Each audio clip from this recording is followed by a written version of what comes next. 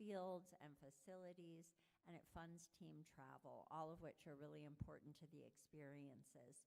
2 years ago, we were able to make significant renovations to the tennis courts, which I have to say, as a tennis player, I have really enjoyed. And this summer, we installed new turf. And next summer, we will install lighting all for Ranger Stadium. And I hope many of you will be around tomorrow to take a look at the turf and the stadium, and will join us throughout the day.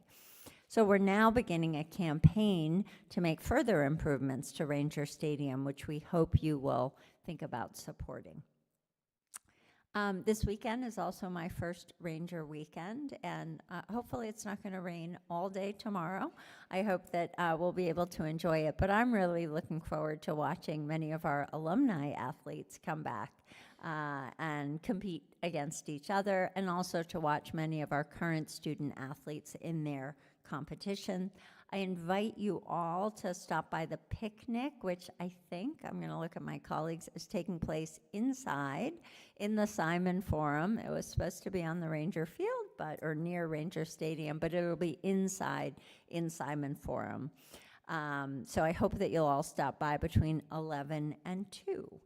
And I really just want to acknowledge tonight's honorees. I'm very proud and honored to share the stage with these remarkable athletes who were not only really successful in their sports here at Drew, but they've gone on to very inspiring life stories after graduation. And I look forward to hearing from all of you and to learning more about all of you and many of you in the audience this evening. Thank you so much.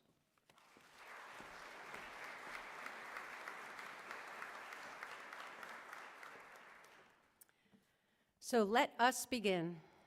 Our first inductee is Michael Bodden from the class of 2013. A tremendous all-around performer, he served as team captain and was described by his coach as the heartbeat of the team who could do it all. He made an immediate impact during his freshman campaign in 2010, batting a career-high .374 as the team's starting shortstop and earning a spot on the NJCBA All-Rookie team. 2 years later, in the 2012 season, he showed his versatility when he became the team's primary left fielder, leading the Rangers to one of their proudest moments in program history. He was named the Landmark Conference Tournament MVP after batting .571 over 3 games, all Drew victories, as the Rangers captured their first Landmark Conference baseball title in team history. He finished his career as a 2-time All-Landmark Conference performer, including a first-team selection as a senior. He would also finish second all-time at Drew in hits, doubles, and stolen bases. Michael's coach, Brian Hirschberg, shared the following thoughts on Michael. Mike had a rare combination of talent and instincts. There was nothing he couldn't do on the baseball field. His game-changing speed terrorized opposing pitchers, while his ability to hit in clutch situations always gave our team a chance to win games. He was the best all-around athlete I have ever coached. Additionally, Michael's teammate, Gio Mancini, from the class of 2010, had this to share. I was on the mound April 13th, 2010, for a game against Yeshiva, where Drew's freshman shortstop, Michael Bodden, would have a day for the record books. He would double in the first, second, third, and fifth innings before adding a 6th inning single. He went 5 for 5 with 4 doubles, 3 RBIs, 3 runs scored, and 2 stolen bases to give me enough offensive support on his own to get me the W. To sweeten things, his defensive efforts allowed me to go the distance, 7 innings and 0 earned runs. Who had it better than us that day? Ladies and gentlemen, I am pleased to introduce Michael Bodden.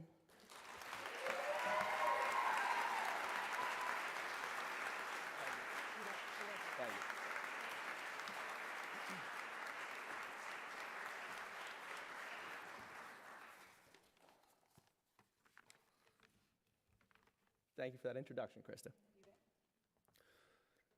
Well, good evening, President Link, students, faculty and staff, graduates, family and friends, and of course to my fellow members of the Drew University Athletics Hall of Fame class of 2023.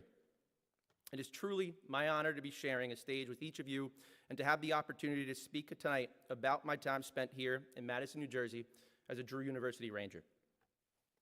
A few months ago, I received a call from Brian Hirschberg notifying me of my election into this Hall of Fame. He informed me that it was due to my on-field accomplishments, feedback provided by my peers, but most notably, it was really the fear that my mother and grandmother so politely instill in him anytime the Drew Hall of Fame is mentioned during their conversations. Don't get me wrong, those two women are the most loving and motherly people I have ever met, but they're also my bodyguards. Total pit bulls when it comes to my brothers and I.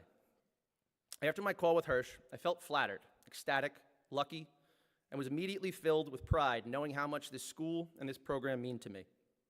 Honestly, I have to admit that I was a bit surprised about my election into the Hall of Fame, but I realize now I shouldn't have been, because my now 14-year relationship with this university has been full of pleasant surprises. I arrived at campus as a freshman on August 27th, 2009. Bright-eyed and bushy-tailed, I walked down the hallowed hallway of Holloway 2nd to dorm room number 212. Much to my shock, waiting for me was a 6'5", 250-pound roommate from Istanbul, Turkey. He had already picked his side of the room, made his bed, and did his best to greet me in some somewhat broken English. At that moment, I looked at my mom and immediately thought, well, this just isn't going to go too great. What the hell do I have in common with this man from the other side of the world? Well, we ended up living together all 4 years of school. He taught me all about his world, and I taught him about mine. We were sort of like Drew University's version of Robin Big. I cannot imagine what my college experience would have been like without him. Mehmet was just the first one of those many pleasant surprises gifted to me by the Forest. When I committed to playing baseball at Drew, I had no idea what my role on the team was going to be. That 2010 season was unique and full of obstacles. Thankfully, another one of those Drew surprises fell into my lap when Coach Masco entrusted me with the role of starting shortstop and leadoff hitter. Offensively, I was great. And for you baseball players, that was the last year of those BESR stelts, and they were the best things to hit with of all time. I struggled defensively, but defensively not so much. And when you look at our team's 8-33 record from that season, you would assume it was a failure. However, when you dig a bit deeper and really investigate the stats from that season, a few things begin to stand out. We had multiple underclassmen contributing significantly on the field.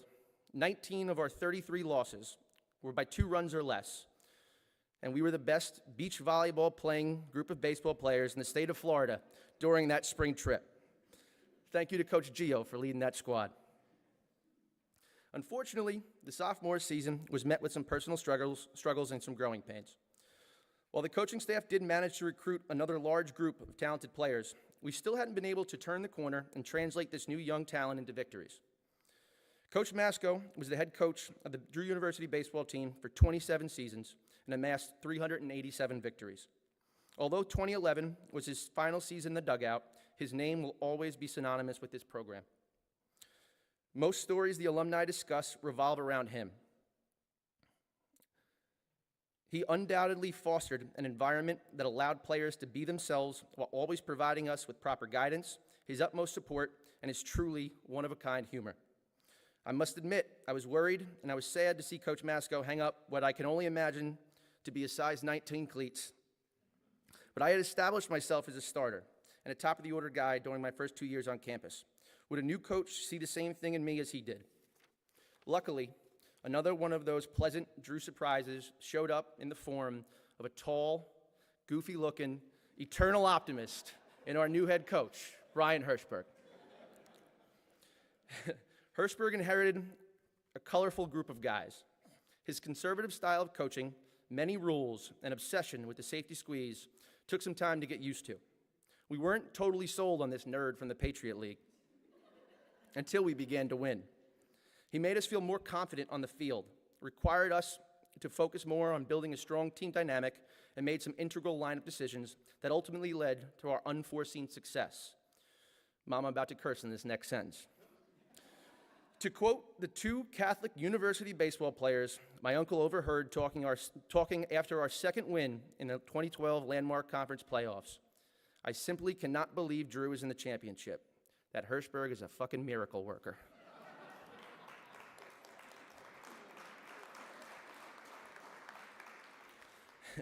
That 2012 season was filled with more pleasant surprises than I can even count. Crazy Ankles DeBonis was moved from left field to first base. Some freshman named Kowalski began playing shortstop, allowing me to move to left field. Matt Kaplan remained a lefty, much to the dismay of a specific hitting coach. Pat Rock learned how to throw underhand more effectively. Each of our conference starting pitchers had career years. A rainout, the Cucumbas, and G-Baby turned our season around. And luckily, Tom Murray capped off this magical year with the bottom of the ninth walk-off home run to win Drew University's first ever Landmark Conference baseball championship. It's genuinely difficult for me to put into words how special those 4 months of baseball were. You really had to be there to understand how unbelievable that time in our lives were. While 2013 was another strong year for me and the team, we unfortunately came up short of matching the success we all shared in 2012. Missing the playoffs by a single game is a tough pill to swallow, but I can assure you it's even tougher when that is the final baseball season of your life. It took some time for me to come to grips with it, and even I can admit there is still part of me that isn't over it. Covered in tears, feeling totally defeated, struggling to even exit the dugout for the last time, I saw another one of those pleasant surprises waiting for me on the foul line after the game. Just as they were there to support me after our championship win the year prior, and similarly to the way they're all here tonight, my family was there waiting to embrace me and comfort me after this loss. To my family members here tonight, please understand how much your support meant to me then and continues to do so now.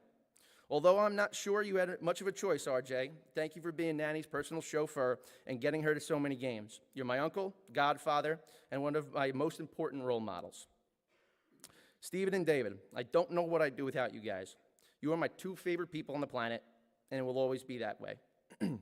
Dad, Big Lar, thank you for introducing me to this beautiful game.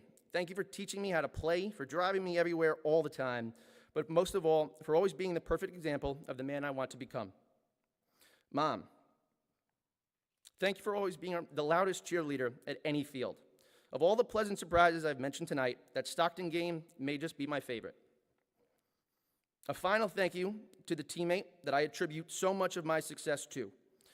The guy that knew my swing better than I did, the person I spent hundreds of hours in a batting cage with, Pat Lyden. Thank you so much for being here tonight. There's no place in this world I would rather you be here. There's no place in this world I would rather you be than celebrating this accomplishment with me tonight. To my teammates, friends, coaches, support staff, bus drivers, parents, the Mancucci brothers, Feltry, Melissa, Aaron, everyone, thank you. This night, my relationship with this great university and my time spent on the field as a Drew University Ranger is so special to me because I got to experience it with each one of you. Remember, it doesn't matter if you're an engineer, a strength coach, a teacher, a nurse, a lawyer, a vet, or even an accountant. Whatever you are, be a good one. Take pride in yourself and always strive to be the best version of you. If you do that, life will be full of pleasant surprises. Thank you.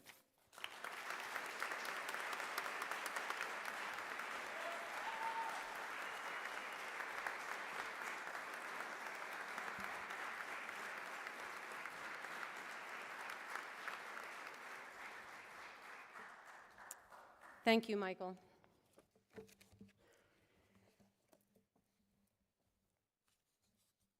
Our next inductee is Dan Bonder from the class of 2009. Dan helped lead the Drew men's soccer team to a tremendous 4-year run throughout his highly decorated 4-year career. At the Forest as a starting defender, joining his brother Matt, he made an immediate impact during his freshman season and captured Freedom Conference Rookie of the Year honors while helping the Rangers to an appearance in the Freedom Conference Championship game. The Landmark Conference was formed during Dan's junior season in 2007, and the Rangers began the new era in style, winning the conference title with a 2-0 win over Scranton. He'd go on to capture first-team All-Landmark Conference honors during each of his final 2 seasons and capped his career by earning third-team All-America honors as a senior. The Rangers finished with a record of 50, 25, and 6 during his career and made 4 straight appearances in the ECAC and NCAA championships. His teammate and fellow All-American, Curtis Fornerado, shared the following. Dan was one of the most complete defenders to play at Drew during my time. He always provided a calming and confident presence for our back line. Dan's coach, Lenny Armith, had the following to say. Dan was quiet and didn't say much, but he let his feet do the talking. He played center midfielder his whole life, but I made him an outside back so that he could use his endurance to run and attack. He was a very skilled passer and saw the field extremely well. Other teams developed scouting reports just for him. He was definitely a special player. Ladies and gentlemen, I am pleased to introduce Dan Bonner.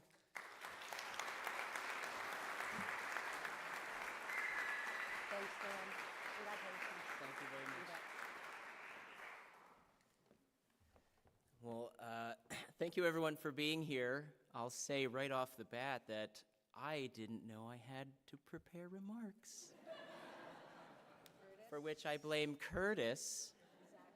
But I forgive you for that lovely little quote you said about me. So the first thing I want to I thought of a few things I can talk about. And one is getting the call that I was being inducted into the Hall of Fame, which I also was not expecting at all. But one day I missed the call, and it happened to be from Curtis, and I thought, what does he want? I haven't talked to him in however many years.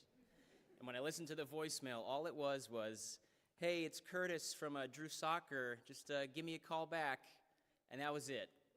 Like, that's a weird way to talk to someone after so long, so I had no idea what was going on. I was hoping he just was like living in the area and wanted me to join a men's league team or something like that.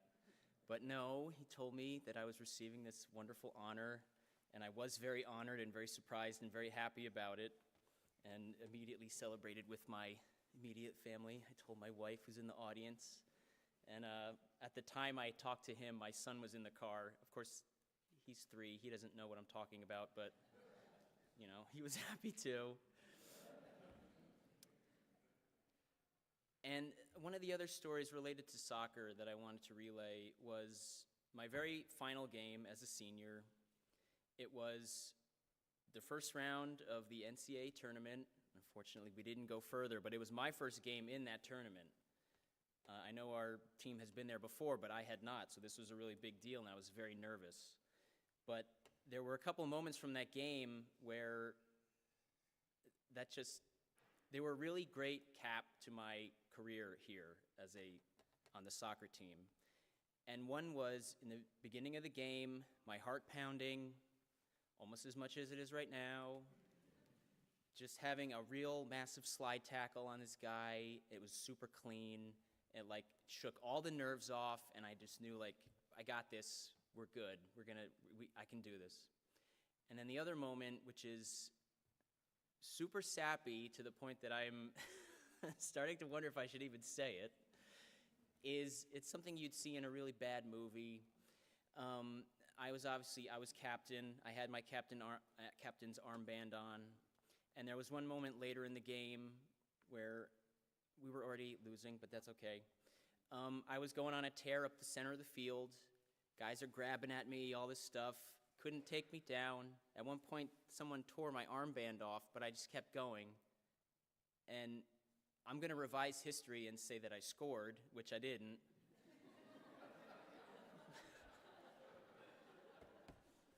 In the movie, I did score.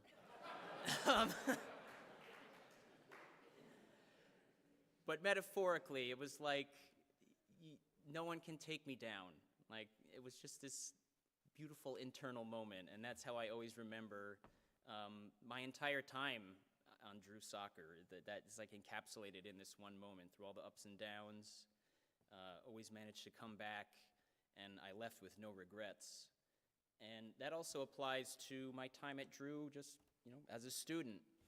As I mentioned, my wife right now is, in the audience is my wife, Corey. We met in neuroscience class. Oh, we were lab partners. It's the love story of the century. And I'll say I got a degree in neuroscience. That degree has helped propel me forward in a very, successful career track. It has for her as well. We have two wonderful children, one of whom was born just a few months ago. Sam and Lucy is a little baby, and they're wonderful. So for all these various reasons, I am supremely grateful for my time at Drew, and especially on the soccer team. I want to thank all of you once again for being here. Thank you, Curtis and Lenny, for the very kind words. And I look forward to hearing from the other inductees. Thank you.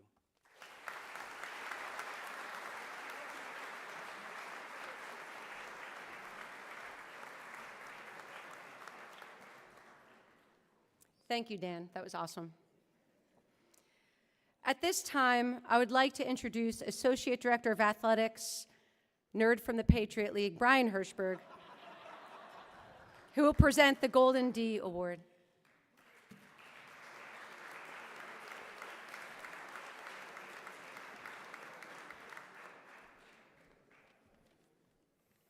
I didn't realize this was a roast.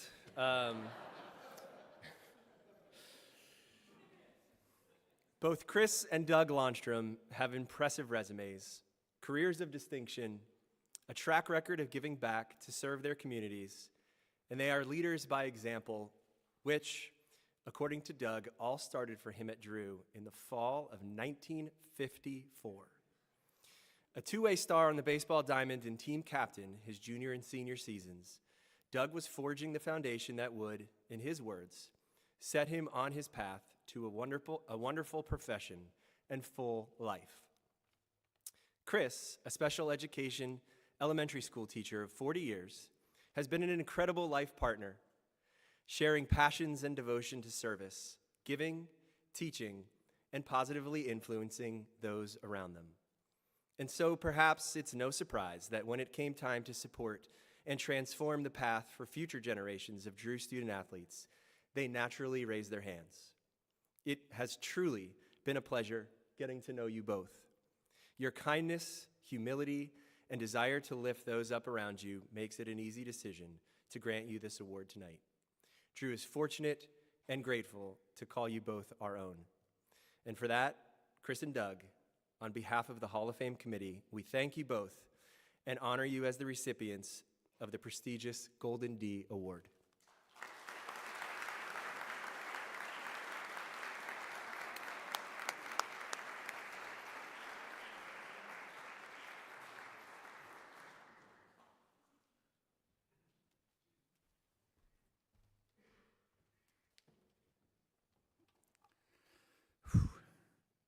My story is a little bit different. I'm a completely different generation than these delightful young athletes and so on. I attended Drew from 54 to 58. I graduated from high school when I was 16 years old. I never had a date in high school. Okay, I was 2 years younger than all the girls, so they had nothing to do with me. When I got to Drew, I grew up and I actually dated girls. Okay. So I graduated from high school at 16, turned 17 in August, came to Drew in September as a fresh 17-year-old freshman and a walk-on to the baseball team. And it was one of the best things that's ever happened in my life. The minute I walked on the campus, I fell in love with it. This is just an absolutely stunning, beautiful place. And I want all of you to know how lucky you are to be here. This is a wonderful place. Okay. The other great thing that happened to me here, I was a math major, and back then Drew had a program where a faculty member could pick a student to be their assistant. And generally that was a senior, but I was lucky. The head of the math department liked me, picked me as a junior. And you were not allowed to do routine things. You couldn't This was before photocopy, so you couldn't do mimeograph. I don't know if you ever remember mimeograph, but you could get high running a mimeograph machine. Okay? So you were not allowed to do routine things. So as a junior, I was writing exams for the freshman class. I was grading exams for the freshman class. And if the professor had to go out of town for a conference, I taught freshman class. I really just grew up here. I mean, I came here as a little kid, and I loved Drew, and I just grew up here, all right? And I graduated from Drew when I was 20 years old. And then I spent 22 years in the business world. And there's an expression that life begins at 40, and that is my true case, okay? I was in the business world for 22 years after graduating from Drew, and I just was missing something, and I had the opportunity to teach. And Drew got me started teaching as a faculty assistant. And so I became a full-time college professor in 1979, and I taught for 50 years. And I just retired in January.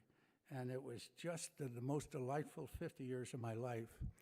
The other great thing that happened to me when I was 40 years old, I married this young, wonderful young lady, okay? And we have been partners for over 40 years and so on. I taught at Siena College, which is in Albany, New York, and we do a student survey. And we find 3 things that students love about Siena College, and I'm willing to bet you those 3 things apply to Drew University. Right? Number 1 is I am not a number student. The classes are small, and the professor knows who I am.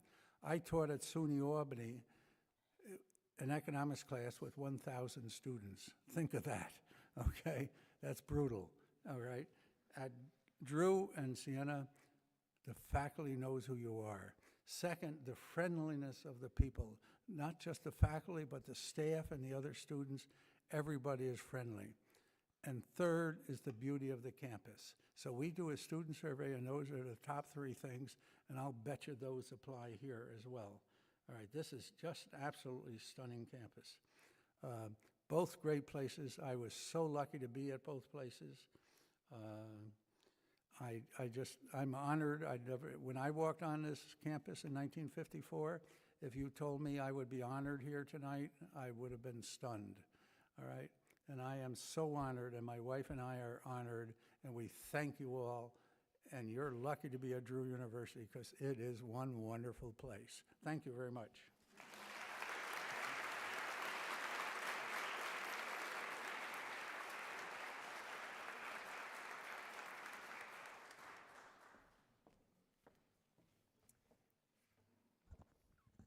Thank you, Cris and Doug.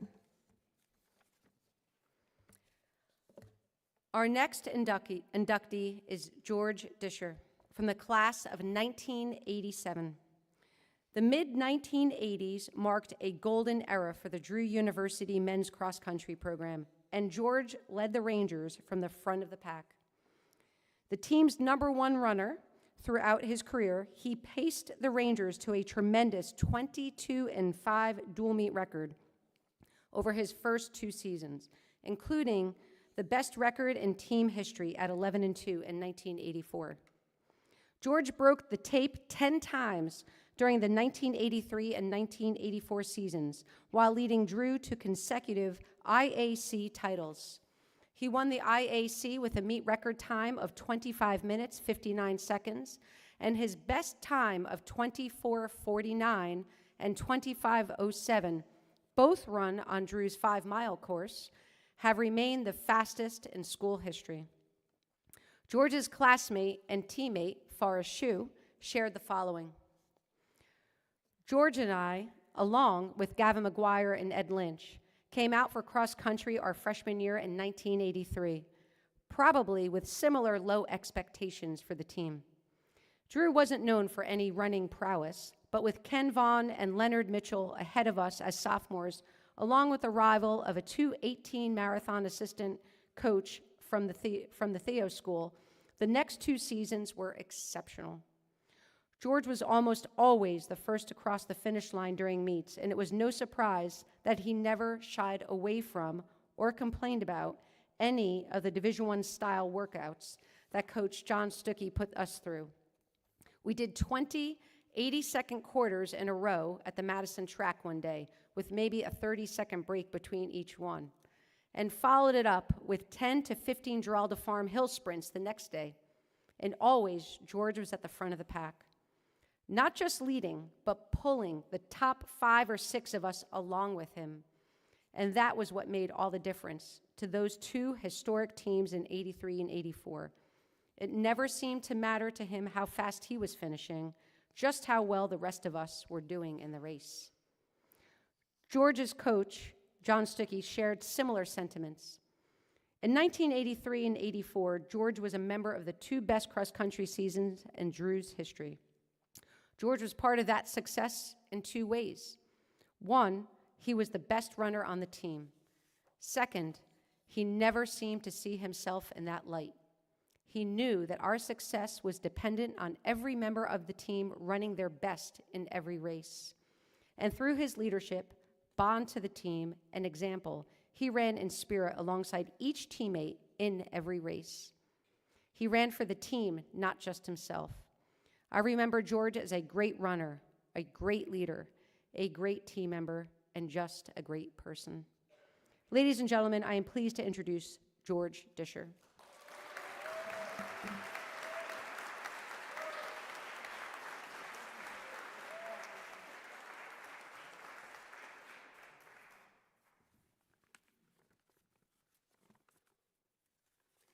Thank you. Good evening, and congratulations to all the inductees and everyone being honored here this evening. It is a tremendous honor to be here this evening and to be selected by the Hall of Fame committee. And so I'd like to thank the selection committee, as well as fellow teammate Forrest Shue, for his persistent and repetitive nominations, without which I would not be standing here this evening. I also want to acknowledge that it speaks volumes that 4 of the 5 core members of our Ranger cross-country team are here this evening.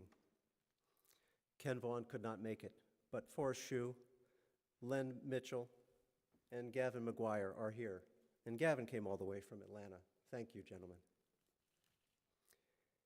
And you know, as I think about all the people who had an influence on my journey as a runner, it goes all the way back to the 6th grade. My friend, John Carnicelli, said to me he was going out for track. I really didn't even know what that was, but it spoke to me. And my sport at the time was baseball, but because something was pulling at me, I went out for track. And I fell in love with it. About a year after I started running, my brother Joe decided he wanted to play the violin. He was about 8, I was maybe 12. And you might be wondering what that has to do with my running career. But I'm also tempted to say that every time he took out his violin, I strapped on my shoes and bolted out the door. But that's not true. That's not true. In all honesty, it was his first and longtime violin teacher, a man named Father Germain, who was a monk at St. Mary's Abbey and music teacher at Delbarton High School down the road from here, who encouraged our mom to have me and later Joe also apply to Delbarton High School. I was accepted there, and at the time I had no idea, but Delbarton had a long history of producing many talented distance runners. And so that summer, leading up to my first cross-country season there, I received a handwritten letter from my first coach, Tony Passarelli. And that letter introduced me to LSD,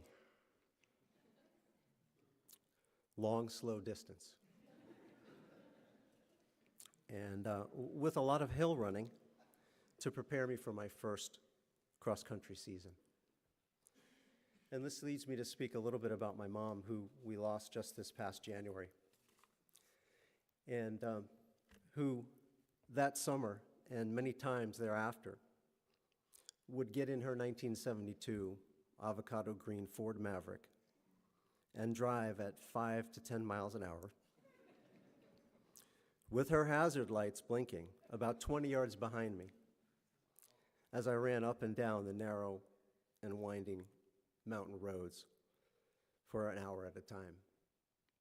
And I often think about that and wonder how that was for her. You know, the blinkers on the 1970s cars were loud. And to listen to that for an hour, thank you, Mom. And thank you also to my mom and dad for being at every cross-country and track meet to cheer me on. You know, when it comes to gaining perspective on overcoming challenges and tough times, I want to thank my sister, Patricia. Tricia, as we call her, has won hundreds of medals across 4 different sports: track and field, swimming, bowling, and golf in the Special Olympics. And whenever I'm facing seemingly insurmountable challenges or hard times, I look to Patricia for perspective and think of all the challenges that she overcomes on a daily basis.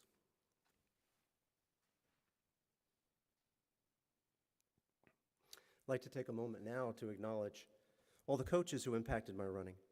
Each of them encouraged and pushed me past my perceived limits and ingrained in me that limits are self-imposed. Tony Passarelli, who coached me for 1 season at Del Barton High School, right up until the day he lost his battle with throat cancer. And the morning we heard he had passed was the Morris County Championships, and we won that day. Following Coach Passarelli was Wayne Gardner, extraordinary coach and math teacher. His assistant coach, Jeff Mearns, an accomplished runner who often ran with us on our long-distance days. And then here at Drew, Charlie Brock, who did a lot of work for us behind the scenes, and John Stuckey, an accomplished marathon runner, also ran with us and worked us to the bone. Following John was Dick Capron, another marathoner and also a great, great coach. Thank you all. Anyone who came out to see us to compete here at Drew realized that cross country is really not designed for spectating. And as such, it's often undervalued.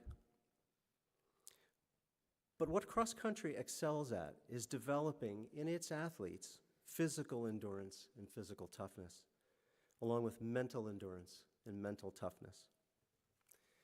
And as the years passed and my physical endurance has faded, my mental toughness remains as a precious remnant of my time here at Drew. And in closing, I would like to just say that I share this honor tonight with all my teammates, coaches, family, and all of those that have supported me all along the way. Thank you very much.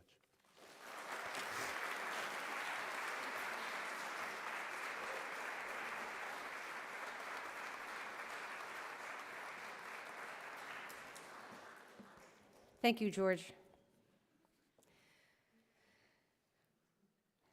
Our final inductee is Alex Previdi from the class of 1994. Alex made his mark as one of the most prolific scorers in program history while leading the men's lacrosse team to a tremendous 4-year run in the early 1990s. Starring as a midfielder before moving to attack as a senior, he was the offensive force that helped lead the Rangers to a 4-year record of 36-21. Alex helped the Rangers to an ECAC title during his junior year in 1993 before playing a huge role in the team's banner season in 1994, when the Rangers captured the program's first ever MAC title. As a senior, he piled up 51 goals, a school record that stood for 7 years. He also broke the program record for goals in a game when he scored 8 times against Widener, a mark that lasted some 30 years. Following the season, he was honored with an invitation to compete in the prestigious North-South Senior All-Star Game, which features some of the best men's lacrosse players in all of Division III.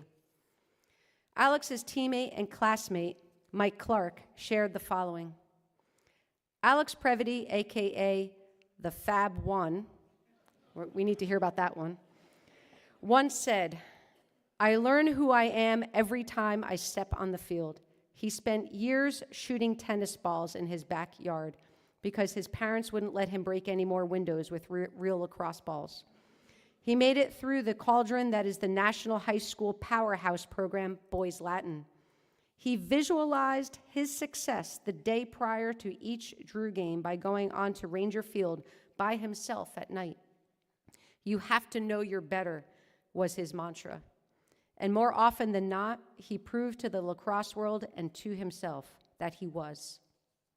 Alex's teammate and current Drew men's lacrosse head coach, Dan Lytle, also had high praise, saying, "We are lucky to have Alex in our program. I was fortunate to play with Alex in 1994, his senior year and my freshman year, and remember a talented and fiery finisher who loved Drew and the opportunity to compete. Alex has always been a gifted scorer, and his desire to succeed has separated him from many.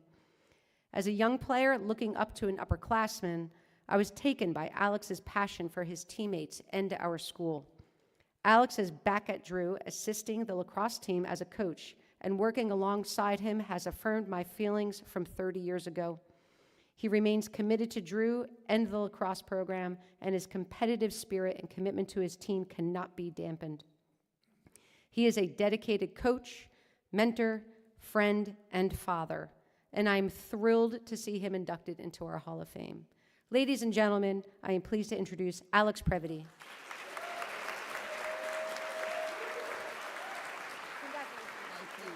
Thank you.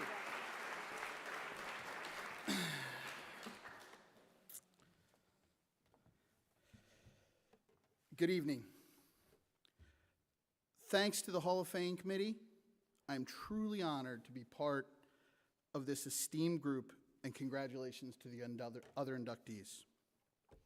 Brooks Robinson, famous Orioles third baseman, said his mother's advice when giving his speech was pretty simple. Stand up straight so they can see you, speak up so they can hear you, and sit down fast so they like you. Well, here goes. I want to thank my parents for all the opportunities they gave me. I wish they were here to see this. They would have loved it. Thanks to my beautiful wife, Karen. 1 week after our wedding, one week after their wedding, most couples are on their way to their honeymoon. She was taking me to the hospital after I sustained a concussion in the alumni game. Welcome to Drew Lacrosse. I love you, sweetheart. My daughter, Megan, who can't be here tonight as she is at Canisius University preparing for fall ball games tomorrow. I think she's watching on the live stream. She taught me that you get a point on the stat sheet for an assist. Who knew? So proud of you, Meg. Go Griffs. My son, Quinn, who showed me that people can actually catch and throw with their left hand, and every day keeps pushing me down the depth chart of attackmen in the Previdi household. Love you, bud. I want to thank all my coaches I've had along the way. After spending some time on the sidelines as a coach, you come to understand what a unique challenge it can be. Bill Hosking, my friend. Bill, you were always a calming voice when I needed it. Thank you. To my teammates and brothers, Mike Clark, Stefan Zorich, Reed Trattenberg, Brian Fernandez, Chris Sakaleski, Rob Kenyon, and Dan Lytle. I'm truly honored to have shared the field with you. Any accomplishments I have in large part because of you guys. In many cases, especially Mike Clark's, someone had to pass me the ball. It's interesting, with any team, you form deep bonds. But the thing that I think is special about the athletics community here at Drew is that you form bonds with other teams as well. You have these deep relationships with other athletes. People like J.R. Diacomanoulis, Kevin Ralph, Jeff Bryant, Jason Kroll, David Shaw, Chris Wack, and many others. While we may have not been on the field together, we were one group who supported each other no matter what the result, and that, I believe, is unique.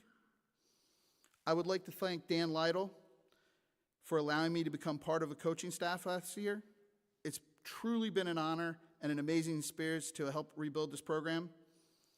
And to the boys on the side, who are probably taking odds on whether I can make it through this without any salty language, all I can say is, don't worry, boys, I'm almost done. You know, it's funny, my father would say, you're often judged by the company you keep. Looking around this room tonight, God, I hope he was right. Thank you very much.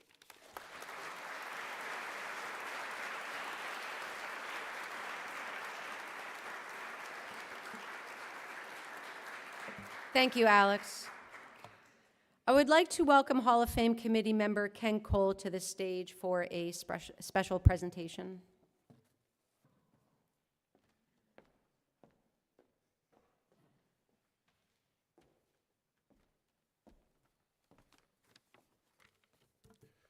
President Link, Krista, thank you. Inductees, all of you. 1 month ago tomorrow, Drew University's athletics program lost a notable person, Anne Breedy King, at the age of 59. I first got to know Anne because she was my student assistant when I was the first sports information director at Drew. I've since gotten to know her better over the course of the years as she worked her way through a career in sports information. But I've also learned that she was a woman of many smiles. There was the great to see you smile, the joyous smile, the proud of you smile, the that's all right, we'll get them next time smile. And then there was the one I saw frequently. When she listened to me, there was that, maybe that's a good idea, maybe not. I'll keep my own thoughts to myself, smile.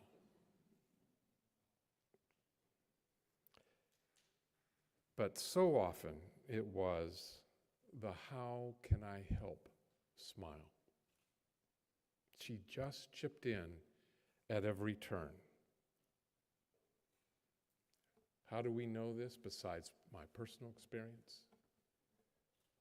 She was battling cancer that eventually took her life, but still sat courtside, helping out the Metro Atlantic Athletic Conference stage its basketball tournament right before the NCAA tournament, keeping track of score and time and reporting after the game. Anne earned her bachelor's degree in American Studies here at Drew and graduated in 1986. She came back to Drew as the third sports information director here at Drew and worked 6 years before she spent another 17 years at the College of New Jersey, which was once known as Trenton State. Most recently, she spent 14 years at Russell Sage College as the sports information director there. All Division III programs. But she was also very active in the College Sports Information Directors of America organization and was inducted into the COSIDA, that's the acronym, the COSIDA Hall of Fame in 2006. That's quite an accomplishment for a Division III sports information director. She was also the first recipient of the Warren Berg Award from the organization in 2003 that's given for outstanding contributions to athletic communications and whose demeanor and work habits have brought dignity and prestige to the profession. She might be most proud of the award she received, the Mary Jo Haverbeck Award in 2018. COSIDA gives that award to a pioneer in the field of sports information who has mentored and helped improve the level of ethnic and gender diversity within the profession. Her legacy will be one of consummate professionalism, a joy in sport, a quiet strength in the face of challenges, and an optimism that never, ever flagged.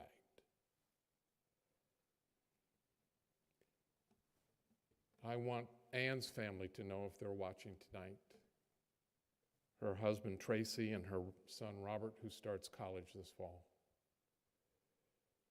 that Drew is smiling at Ann now.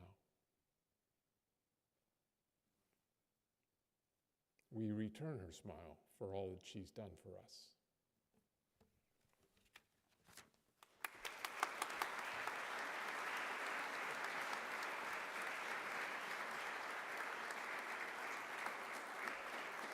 Thank you, Ken. Ann was truly a special person and a big fan of Drew University and Drew University athletics. It is now time to recognize the team of distinction. The 2013 women's soccer team is celebrating the 10th anniversary of its first landmark conference title. And joining us tonight are 10 members of that team. That season, the team finished with a stellar 15-4-1 record and compiled a school record 11-game win streak, defeating 2 teams that had appeared in the national top 20 that season. The Rangers captured their landmark crown in dramatic fashion, defeating the University of Scranton 4-3 in penalty kicks after the 2 sides played to a 1-1 tie in the conference final. The Rangers changed goalkeepers for the shootout, not a common move, and gave first-year Ryan Jackson the nod to shut down the Royals. As the final shooter for Drew, Melanie Santos scored the 4th and final goal in PKs to clinch an automatic berth to the NCAA Division III tournament for the Rangers, a shot I remember vividly to this day, being very slow.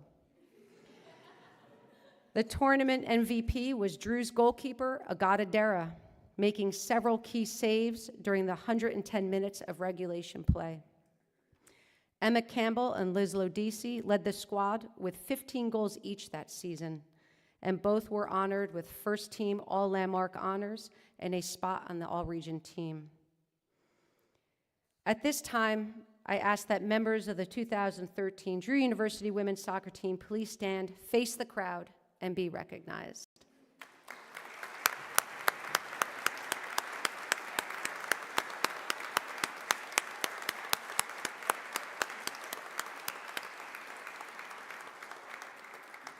Thanks for traveling to join us here tonight. Sam flew in from Colorado, and people drove all over the place to join, so thank you.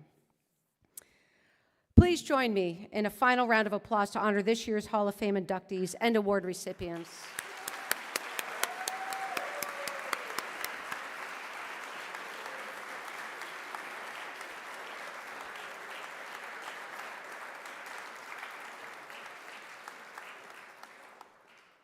This concludes the official part of our program. We invite all guests to join us in Mead Hall for a reception. We ask that all award recipients please stay behind for a few minutes and our team of distinction to take a few pictures, and we can pack up your beautiful awards as well. Thank you very much for joining us tonight, and we look forward to seeing you next year.